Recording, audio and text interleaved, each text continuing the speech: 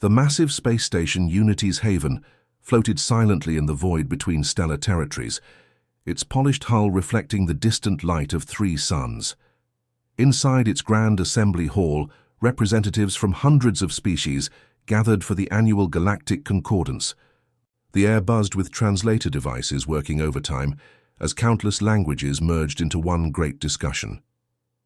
Ambassador Zekthar sat at the elevated Krillian delegation table, his forearms folded in obvious displeasure. His scaled head turned as he read the document that had been causing such debate for weeks. The official request bore the simple blue and white symbol of Earth, a small spiral galaxy printed on synthetic paper. "Humans," he muttered, the word dripping with contempt. "They request a council seat. Can you believe it?" Councillor Vashti leaned over from the neighboring Nidrani table. Her tentacles swayed as she spoke, violet skin shimmering under the artificial lights. "I heard they only recently developed faster-than-light travel. Their ships still use chemical rockets for short distances." "Exactly," Zekthar replied, tapping his claws against the metal table. "We've been traveling the stars for 10,000 years. They've had spaceflight for barely a century. What could they possibly offer us?" Around them, other species murmured similar sentiments. The Altarians, with their bird-like features, whispered about human primitive technology. The crystalline Geltari clicked disapproval through their mineral bodies. Even the peaceful Luvanti seemed concerned about letting such a young species join their ancient organization. Speaker Quintal, eldest of the Tumari, raised her energy staff. The hall fell silent instantly. Her species had been mediating galactic disputes since before most civilizations had discovered fire. When she spoke, everyone listened. "We have reviewed Earth's petition," she announced, her voice carrying clearly despite her advanced age. "Their achievements include basic space travel, atomic energy, and limited AI development. These are adequate for a developing species." The word adequate hung in the air like an insult. Several delegates chuckled or made sounds of amusement in their native tongues. High above the main floor in the station's command center, 2 humans watched everything unfold on holographic displays. Lieutenant Commander Jin Ho sat at the communications console, his fingers dancing over controls as he monitored dozens of channels. His dark eyes tracked every conversation, every gesture from the alien delegates below. Captain Han Buell stood behind him, arms crossed as she observed the proceedings. Her uniform bore no rank insignia that any alien would recognize, but her posture spoke of authority earned through experience. "They're not even trying to hide their disdain," Jin Ho said, quietly adjusting his earpiece. "The Krillians are calling us barely evolved mammals on their private channel." Han Buell's expression didn't change. "And the Nidrani?" "Worse. They're comparing our technology to stone tools." Jin Ho shook his head. "The Tumari seem more polite, but they're probably just being diplomatic." Below them, the debate continued. Ambassador Zekthar stood, his imposing 2-meter frame casting a shadow across the floor. "We cannot grant council membership to a species that cannot even defend itself properly. Their military consists of primitive projectile weapons and outdated nuclear devices. Furthermore," added Councillor Vashti, her voice gaining strength, "they have shown little ability to work together as a species. Their world is divided into nation-states that frequently engage in conflicts. How can we trust them with galactic matters?" The criticism struck home with many delegates. Species after species stood to voice concerns about human readiness. They questioned Earth's technological development, political stability, and military capability. Each word was carefully chosen to sound diplomatic while being deeply insulting. Jin Ho glanced at his captain. "Should we respond? Let them know." "We're listening?" Han Buell shook her head slightly. "Not yet. Let them show their true colors first." On the main floor, the debate reached new heights of condescension. The Altarian representative suggested humans needed at least another 1,000 years of development. The Geltari proposed a junior membership status that would limit human participation. Even the peaceful Luvanti recommended waiting until humans showed more technological advancement. Throughout it all, Speaker Quintal maintained careful neutrality, but her expression grew more thoughtful with each passing moment. She had lived through the rise and fall of empires, had seen many young species make their mark on the galaxy. Something about this debate troubled her ancient wisdom.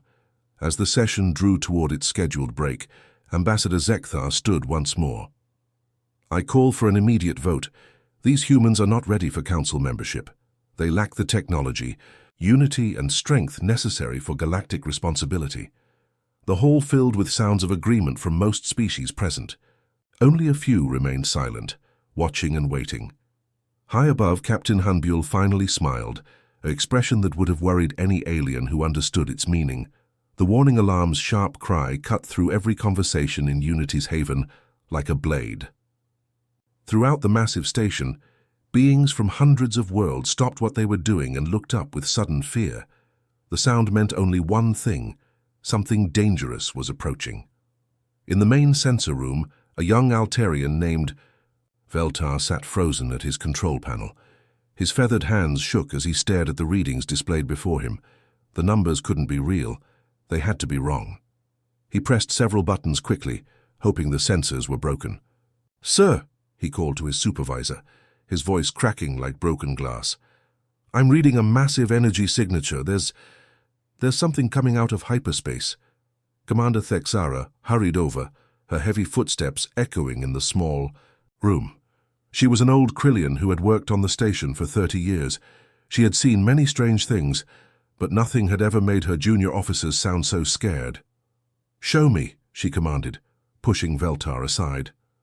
The screen showed a swirling cloud of energy where hyperspace met normal space. Ships always made some disturbance when they arrived, but this was different. The readings showed power levels that shouldn't exist, energy output that defied everything they knew about physics. "Run the scan again," Thexara ordered, her voice trying to sound calm. "Check all systems." "I've run it 5 times already," Veltar replied, his beak-like mouth hanging open. "Commander, the size readings, they say this ship is impossible. No one builds ships this big." Down in the main assembly hall, the alien delegates were still arguing about humanity when the alarms began. At first they looked annoyed, interrupted in their important discussions, but as the sound continued, worry replaced anger. "Ambassador." Zekthar stood tall, using his natural height to look intimidating. "What is the meaning of this interruption?" he demanded. Before anyone could answer, the station's lights flickered. Every being felt a strange vibration through the floor, not mechanical, but something deeper, like the very fabric of space was being twisted. Councillor Vashti's tentacles twitched nervously. Her species was sensitive to energy changes, and something felt very wrong. "That's not a normal hyperspace arrival," she whispered to the delegate beside her. The main view screen activated without anyone touching the controls. It showed the space around Unity's haven, usually empty except for small diplomatic vessels and personal ships. But now something was happening in the distance, a point of light growing rapidly brighter. "By the ancient stars," breathed Speaker Quintal, her energy staff dropping from suddenly weak hands. "What is that?" The light expanded like a flower blooming in fast motion. Reality seemed to tear open, revealing the swirling colors of hyperspace beyond. Then slowly, something began to emerge. First came the front section, a smooth, curved surface that gleamed like polished metal under the distant starlight. But it kept coming, and coming, and coming. "How big is that thing?" someone whispered from the crowd. The ship that emerged from hyperspace was beyond anything in their experience. The Krillian Empire's greatest dreadnoughts were considered massive, city-sized vessels that impressed and terrified enemies. But this ship made them look like small boats next to an ocean liner. Ambassador Zekthar's 4 eyes widened until they seemed ready to fall from his skull. His hands gripped the table so hard his claws left scratches in the metal. That can't be real." The hull was smooth and pristine, reflecting light in ways that suggested materials unknown to galactic science. Strange patterns ran along its surface, not decorations, but something functional that no one recognized. The ship's engines, if they could be called that, showed no visible exhaust or energy signatures that made sense. In the sensor room, Both Commander Thexara and Veltar stared at their screens in complete silence. The readings were impossible, but they couldn't deny what they saw. This ship's power output was beyond their most advanced theoretical calculations. It had energy systems that shouldn't exist, materials that couldn't be manufactured, and a size that defied practical engineering. "Sir," Veltar finally managed to speak, "should we contact the defense fleet?" Thexara looked at him with an expression of complete hopelessness. "Against that? Our defense fleet would be like insects attacking a giant." Back in the assembly hall, panic was starting to spread. Delegates whispered frantically to each other, some already moving toward the exits. The peaceful atmosphere of diplomatic discussion had vanished completely. The mystery ship finished its emergence from hyperspace and hung in the void like a small moon. It didn't move toward the station, didn't send any signals, didn't show any threatening gestures. But its mere presence was more intimidating than any weapon. "Whose ship is that?" demanded a Jeltari representative, her crystal body ringing with nervous energy. No one answered because no one knew. The ship's design matched nothing in any galactic database. Its technology was beyond anything any species had achieved. It simply existed, impossible and overwhelming, making every being on Unity's haven feel very small and very afraid. And in the terrible silence that followed, one thought occurred to too many minds at once. What if this ship belonged to the humans they had just been dismissing as primitive children? The UHNS Determination finished its journey from hyperspace with a sound that wasn't really a sound, more like a feeling that rippled through everything. The massive ship settled into normal space, and waves of bent space-time spread outward like ripples on water after a stone is thrown. Unity's haven shook as the waves hit, not violently but with a deep rumble that seemed to come from everywhere at once. Coffee cups rattled on tables. Standing beings had to steady themselves against walls.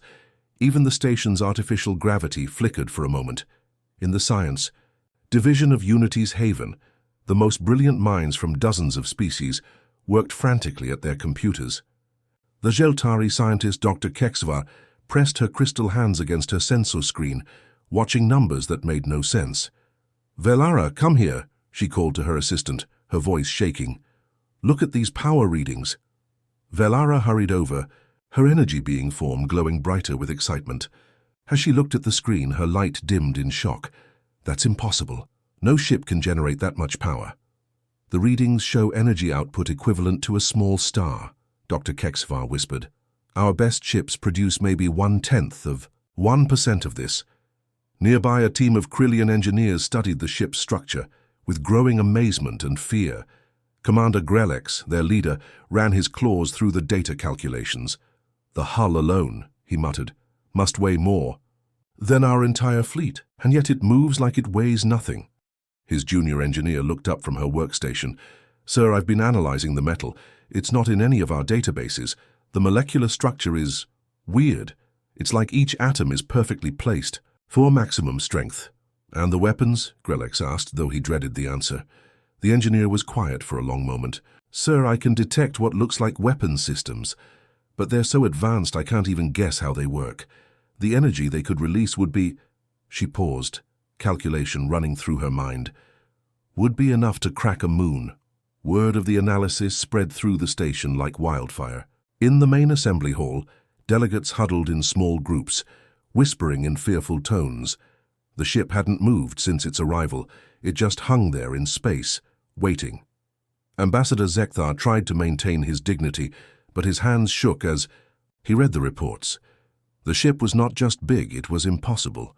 Every aspect of it broke the rules of what they thought was possible. "Perhaps it's some kind of trick," suggested Councillor Vashti, though her voice lacked conviction. "An illusion. Or hologram." "No illusion creates gravitational waves," replied a Luvanti physicist who had rushed in with the latest readings. "This ship is real, and it's—" He struggled to find words. "It's beyond anything we understand."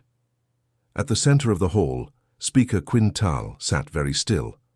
She had lived for over 5,000 years, had seen the rise of every major galactic civilization. She had watched species discover faster than light travel, had witnessed the creation of the first galactic government, had seen wars that reshaped entire star systems. Nothing had ever made her feel so small. The Tumari were considered the wisest species in the galaxy. Their technology was refined and ancient. Their knowledge spanned millennia. Yet looking at this ship, Speaker Quintal felt like a child seeing the ocean for the first time. "My people," she said softly, speaking to no one in particular, "have a saying. The wise being knows the limits of their wisdom. I thought I understood those limits. I was wrong." A young Altarian communication officer approached her carefully. "Speaker, we're receiving requests from dozens of military fleets. They want to know if they should respond to this threat." Quintal looked at the small bird-like being. "Child, what would you do if an ant threatened you?" "I would not notice," the officer replied, confused. "Exactly. And what would that ant's friends do to help if they attacked you?" Understanding dawned in the officer's eyes. "Nothing. We're the ants." The speaker nodded sadly. "Send word to all fleets. They are to maintain position and do nothing unless directly attacked. Any aggressive action could be seen as an attack by insects. Annoying but ultimately harmless. I don't want to test whether this ship considers us a threat worth swatting." Throughout the station, more reports came in. The ship's sensors were scanning everything, learning about every technology on Unity's haven. But they did it gently, carefully, like a parent checking on sleeping children. Dr. Kexvar made one last calculation and fell silent. Her assistant noticed her stillness. "Doctor, what did you find?" "The ship's power output," Kexvar said numbly, "is increasing. Not because they're charging weapons, but because they're restraining themselves. This ship is operating at a fraction of its capability. They're being gentle with us." The realization spread through the science teams like a wave. This impossible ship wasn't showing off its power. It was being careful not to accidentally destroy Unity's haven just by existing near it. And in that moment, every being on the station understood a terrible truth. Whoever built this ship could destroy them without even trying. They were completely, utterly outclassed. The humans they had been mocking were revealing their true nature. And it was magnificent and terrifying beyond imagination. The great assembly hall of Unity's haven had never been so quiet. Hundreds of beings from dozens of species sat in stunned silence, processing everything they had learned. The human ship still floated serenely in space, its presence a constant reminder that everything had changed. Speaker Quintal was the first to move. Using her energy staff for support, she slowly rose from her chair. Her ancient voice carried clearly through the silent hall. "The Galactic Council must vote," she announced. "The question before us has changed. It is no longer whether humanity deserves to join us. It is whether we are worthy to have them." Ambassador Zekthar looked around, the hall with wild eyes. His forehands fumbled with the voting device in front of him. An hour ago he had been confident in his species' superiority. Now he felt like a child playing with dangerous toys. "Krillian Empire votes?" "Yes," he said, his voice cracking like thin ice. "Full membership, with all rights and privileges." One by one, the delegates cast their votes. Each voice sounded smaller than usual. The Nidrani collective, who had called humans primitive children, voted yes with tears in Councillor Vashti's eyes. The proud Altarians, whose scouts had so completely failed to detect human technology, voted yes while hanging their heads in shame. The Jeltari, master crystal beings who thought they understood all science, voted yes with minds reeling from impossible technologies. The Luvanti, peaceful traders who had questioned human unity, voted yes while wondering what they had missed. Not a single voice spoke against humanity, not one being raised objection. The species that had spent hours debating humanity's primitive nature now rushed to accept them as fast as possible. "By unanimous consent," Ambassador Zekthar finally announced, his voice shaking like leaves in a storm, "humanity is granted full membership in the Galactic Council, with complete voting rights, territorial recognition, and all privileges of advanced civilization status." On the ship's bridge, Captain Yejin nodded gracefully. Her calm expression hadn't changed throughout the entire proceedings. Behind her, the impossible technologies of the Determination continued their silent work. "We accept your invitation with gratitude," she replied, "and we look forward to our partnership. This galaxy has room for all of us to prosper together. But her words carried an unspoken message that everyone understood. The galaxy now had new rules. Humanity wasn't asking to join as junior partners. They were announcing their arrival as equals, or perhaps more than equals. There will be changes, Captain Yejin continued. Trade routes may need adjustment. Territory boundaries might shift. New technologies will become available, but we believe these changes will benefit everyone. Dr. Kexvar, still staring at her impossible readings, whispered to her assistant, "Do you understand what this means? Everything we thought we knew about physics, about engineering, about the limits of technology, all of it was wrong." "What happens now?" her assistant asked. "Now we learn," Dr. Kexvar replied. "If they'll teach us." Captain Yejin seemed to hear the conversation across the vast distance. "Learning is why we remained hidden for so long. We observed, we studied, we prepared. Now we're ready to share and learn together." The implications were staggering. If humans shared even a fraction of their technology, every species would benefit. Medicine could be revolutionized, travel times cut to nothing, energy problems solved forever. But at what cost? What would it mean to live in a galaxy dominated by such advanced beings? As if reading their thoughts, Captain Yejin addressed their fears. "We don't seek dominance, we seek partnership. The galaxy is vast enough for all of us to flourish, but it's also dangerous enough that we all need to work together." Speaker Quintal raised her staff. "Captain Yejin, on behalf of the Galactic Council, we welcome humanity as our newest member. We have much to learn from each other." "Indeed we do," Captain Yejin agreed. "We'll establish embassies on major worlds within the next few weeks. Our diplomatic corps is ready to begin negotiations on trade agreements, technology sharing, and mutual defense pacts." Mutual defense. Another reminder that humanity wasn't just joining the galaxy, they were potentially protecting it. If some external threat ever appeared, having ships like the Determination on their side could save trillions of lives. The view screen began to fade as Captain Yejin prepared to end the transmission. "Until we meet again, may your stars shine brightly." The screen went dark, leaving the assembly in stunned silence once more. Outside the station's windows, the UHNS Determination began to move. It turned with impossible grace, its massive bulk maneuvering like a dancer despite its size. As the ship prepared to depart, more energy readings spiked across Unity's Haven's sensors. The Determination wasn't just leaving, it was preparing to jump to hyperspace. But the energy buildup was controlled, gentle, careful not to damage the station or any nearby vessels. With a flash of light that painted strange colors across space, the ship vanished. Gone as suddenly as it had arrived, leaving behind only readings that would be studied for years and memories that would last forever. In the assembly hall, delegates slowly began to move.